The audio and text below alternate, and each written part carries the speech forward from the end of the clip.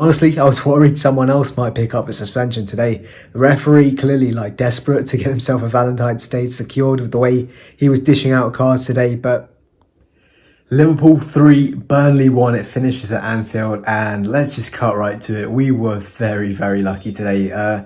By no means a vintage performance from Liverpool, not one that I kind of hoped it would be, to be fair. Home to Burnley, who, no offence, haven't been having the greatest of seasons. They have at times let a few fly past them, and it was one of those games at Anfield.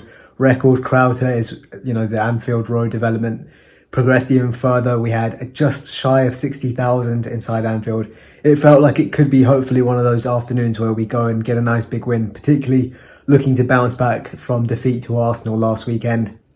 Instead, it turned out to be a pretty nervy performance at most times, a lot of sloppy moments, and I guess just big slices of fortune for us that Burnley didn't take some of the huge chances that fell to them. And then also at the other end, we get a bit lucky with one of the goals we scored, the second goal.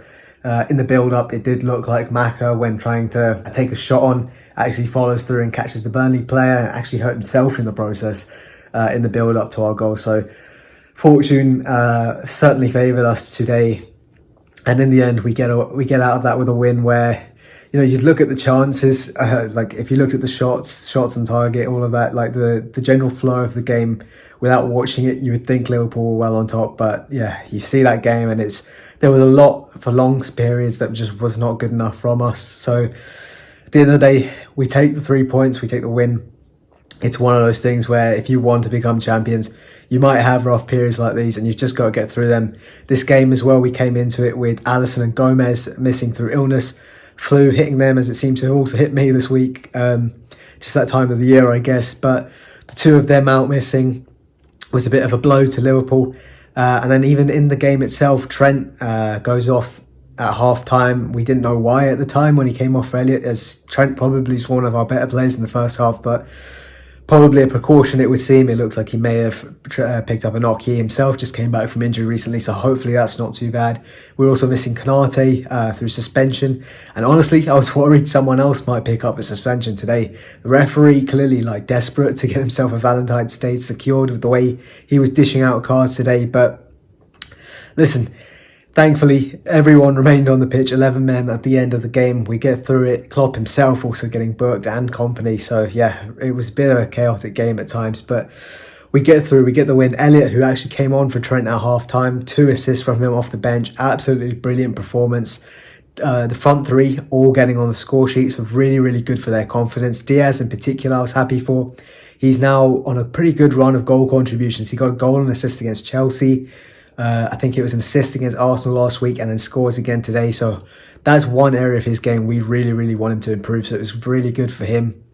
Jota keeps his good streak going. Nunez gets the goal for his confidence. So really, really good for them. And I think just going forward, generally, we were pretty good.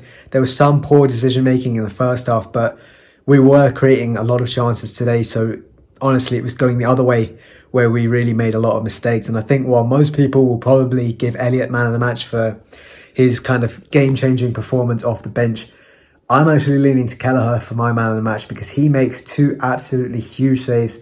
He's been called in clearly last minute to cover for Alisson in his absence, and makes a huge save at 0-0. I think it was Amdouni gets through, just about gets beyond Van Dijk and gets a shot off from a tight angle, but it's a big, big save to keep it 0-0.